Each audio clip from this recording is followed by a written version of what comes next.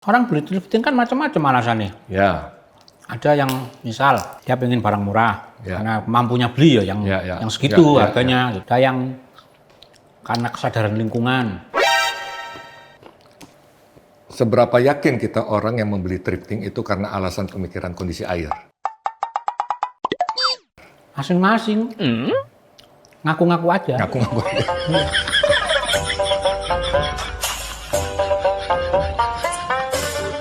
Nah kalau aku beli thrifting, ya sekali. Karena kemampuan daya belinya cuma itu. Kenapa daya belinya itu tidak produk lokal, tapi baru nih, barang baru? Harganya tetap mahal. Seperti apa iklan itu loh, cintailah. Oh, cintailah produk-produk Indonesia. Yahoo! Cuman memang produsen juga harus meningkatkan kualitas dan mikirin. Persoalannya bener, cintailah produk-produk Indonesia. Produk Indonesia layak nggak dicintai kan gitu.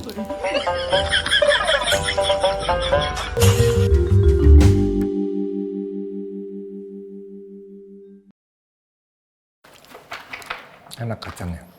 Enak lah, kacang dikasih. Ini warung yang nggak bayar, warung dikasih. Berarti di atas levelnya warung kejujuran ya? Oh, ini warung keikhlasan dan keberkahan. Oh, semoga yang memberi dilimpahi berkah ya. Amin.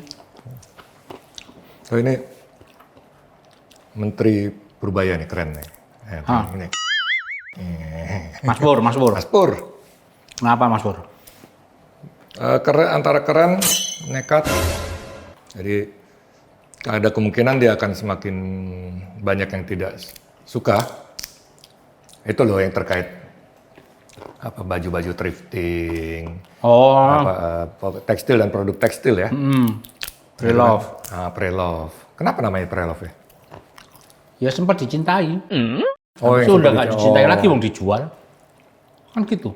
Kalau sudah tidak dicintai, kenapa masih ada yang banyak mau beli ya? Kan bekas, makanya itu dicintai oleh orang yang baru kan gitu. Oh, dia selalu dicintai. Cuma beda orang. Sebenarnya beberapa pemerintahan sudah melarang ya yang namanya penjualan barang-barang thrifting. Oh no! Kalau zaman saya dulu mungkin lebih dikenal dengan istilah babe. Barang bekas. Barang bekas. Nah, dulu kan banyak juga tuh baju segala macam. Nah, cuman entah karena yang bicara nih sosok Purbaya atau karena apa, happening lagi.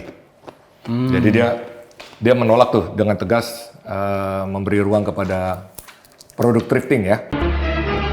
Oh no. Jadi cuman kan ketika dia melarang produk thrifting dijual itu sama dengan ngasih pedagang. Iyalah, kasihan itu. Dan pembeli juga.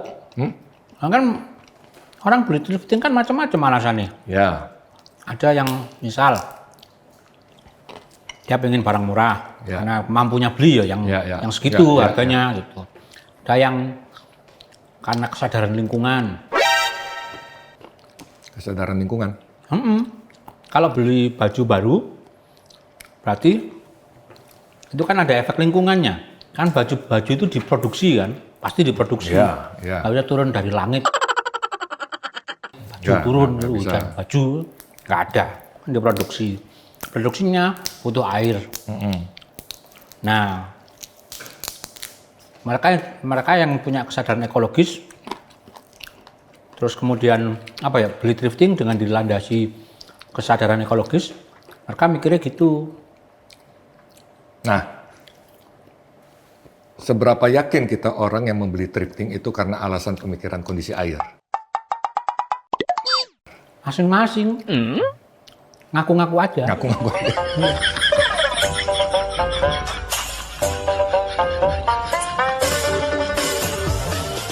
Setelah baca yang lain karena ada alasan air, jadilah jadi alasannya. Yang jelas mereka suka thrifting gitu. Kan alasan bisa dibuat-buat. Itu namanya pembenaran ya, bukan kebenaran. Itu kebenaran lama-lama, kebenaran juga ya? Lama-lama kebenaran. Paling tidak bagi dirinya.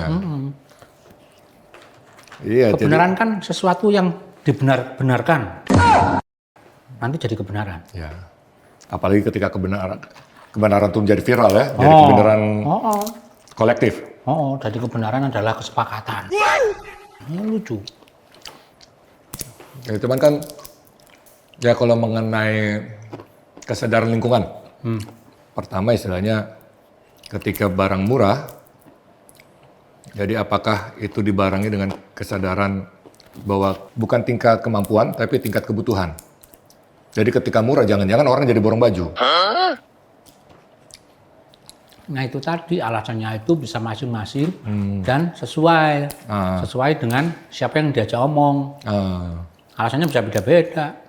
Tapi yang jelas thrifting itu masih digemari. Iya, cuman thrifting itu juga kan secara langsung itu bahkan berpengaruh ke kondisi perekonomian. Ya kan? Ketika masnya nih belanja baju kan sering thrifting. Dong. Nah, ketika belanja thrifting, itu kan akhirnya mengurangi pembelian di baju-baju produk lokal. Akhirnya, ya seperti kita tahu banyak kan bahwa nasib buruh tekstil itu sekarang banyak yang di PHK. Karena produksi dari pabrik-pabrik lokal itu tidak terserap di pasar. Orang tuh lebih suka thrifting. Entah kenapa ya, entah alasan apa, entah alasannya air atau murah atau apa. Soalnya kalau dibilang murah juga, ya ketika murah orang jadi sering membeli. Ketika sering membeli, akhirnya limbah juga ujung-ujungnya. Nah kalau aku beli thrifting ya sekali. Karena kemampuan daya belinya cuma itu. Nah, kenapa daya belinya itu tidak produk lokal, tapi baru nih, barang baru? Harganya tetap mahal. Mahal ya? Gimana perbandingannya? Untuk produk yang sama, kalau lokal kira-kira... Saya beli bahan baru baju, celana bekas 30.000, ya kan? Itu bisa kita pakai 2 tahun. Beli baru yang harga 30.000, itu paling setengah tahun udah jebol. Masa sih segitu? Kalau beli yang agak, jangan 30.000 lah, katakanlah 70.000. Nah 40.000-nya buat makan. Oh iya ya, belum ongkos, belum parkir Belum ongkos. ya. Nah, cuman kan di situ dilematisnya ya, jadi ketika kita membiarkanlah maraknya thrifting ini, kondisi pabrik-pabrik tekstil kita yang terancam. Ya ujungnya buruh juga.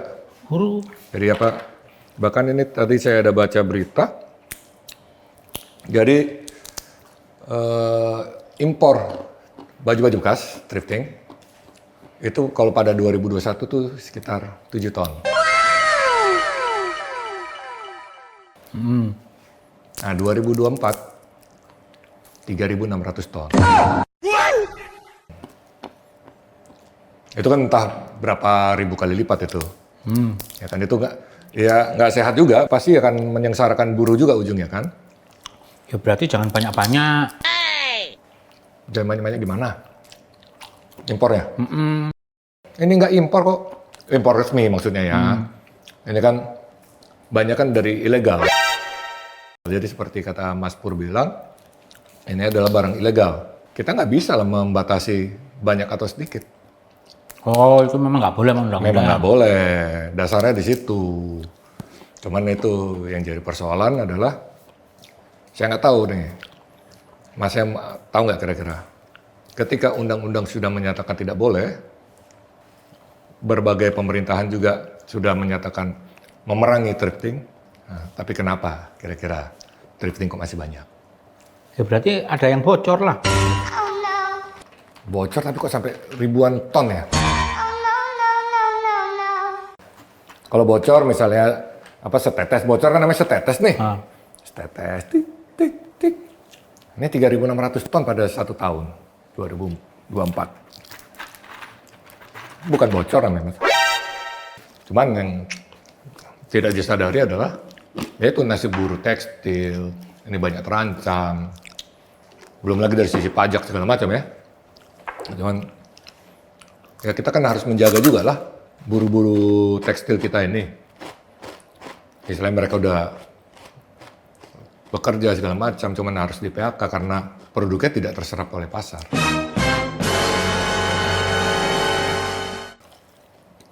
Nah, cuman mungkin pertanyaannya adalah bagaimana bisa menjamin produk lokal lebih murah tapi bagus. Namanya konsumen, kayak orang-orang kayak saya gini, itu milih mesti yang murah, yang bagus. Ya. Udah itu doang. Ya. Nah kalau semisal itu ada di pasar, yuk kita beli. Apalagi ini ternyata pasarnya terbuka ya, bukan pasar gelap gitu ya. Ya. Pasar terang. Bahkan di marketplace kan banyak ya sistem lelang ya. Itu katanya memang Mas Pur juga lagi memantau nih aktivitas di media sosial termasuk jual beli barang bekas ini. Ya cuman bagaimana memunculkan Indonesia Pride lah. Bahwa bangga dengan produk Indonesia. Sebenarnya kan produk Indonesia bagus sebenarnya. Cuman mahal yang bagus. Produk bagus, mahal.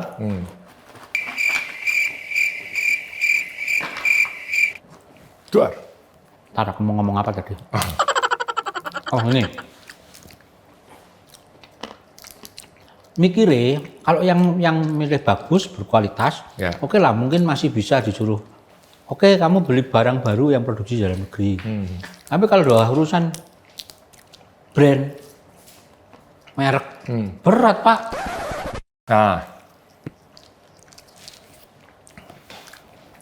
masa masih hidup dari brand sih? Kalau aku nggak ngurus itu teman-temanku. Oh gitu. Ya.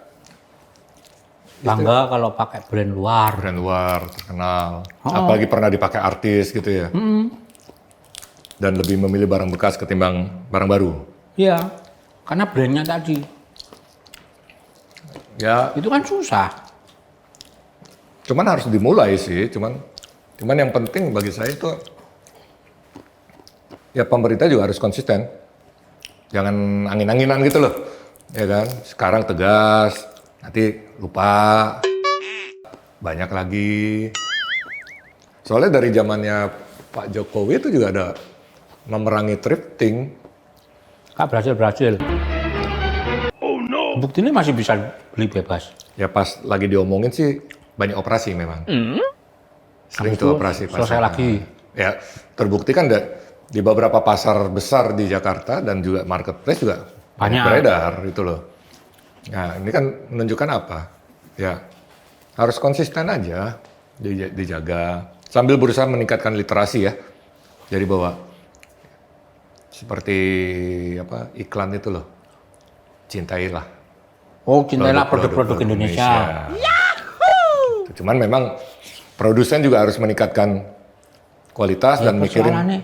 Bener, cintailah produk-produk Indonesia. Produk Indonesia layak nggak dicintai kan gitu? Ya, daripada kayak lingkaran setan itu ntar kita jadi setan, Mas. Nanti cintailah produk-produk di Indonesia. Takutnya udah beli, bermodalkan apa? Indonesia Pride. Ternyata pakai sebulan jebol. Ya. 2 bulan jebolan, problem itu. Udah belinya itu pakai nabung lama, ngumpulin duit buat beli itu. Ya makanya kayak misalnya kita beli sepatu ya, yang produk lokal, ya sebelum dipakai dijahit dulu Mas. Iya. Biar lebih awet. Ya, semuanya kalau gitu ya beli biasa aja, beli apapun jahit dulu aja. Kan 2 kali kerja jadinya, udah beli, harus mikir sol. Ya. Misal kalau sepatu, baju, gampang udah robek. beli, terus harus mikir jahitin ulang. Ya itu, jadi sering bikin penasaran kan itu, kok bisa produk luar lebih murah. Yang baru pun itu kan sering kejadian seperti itu. Jadi entah jumlahnya kah perlu dimasifkan atau seperti apa ya. Pihak produsen yang harus dan pemerintah ya harus mencari solusi bagaimana supaya everybody happy lah, masyarakat happy ya kan, terus produsen juga happy karena produknya terbeli. buruh juga happy karena bisa bekerja dengan tenang, ada kepastian. Nah, itu yang susah. Kalau everybody happy, kebanyakan orang-orang kita nggak mau. Kenapa? Tingkat kebahagiaan orang lain itu nggak boleh lebih tinggi dari saya.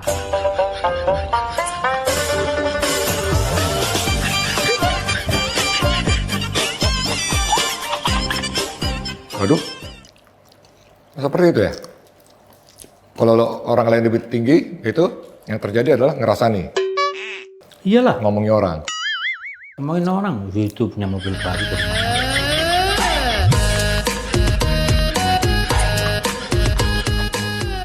Pasti melihara sesuatu. Gitu. Itu. Cuman ya, Perhatiin aja kalau nggak percaya. apa yang mau diperhatiin kalau kayak gitu? Cuman kalau saya perhatiin, ntar saya ikut ngerasain orang, Mas. Mending saya jalan dulu dah. Cari sepatu. Shifting. Enggak dong, saya Indonesia Pride. Oke, kita lihat.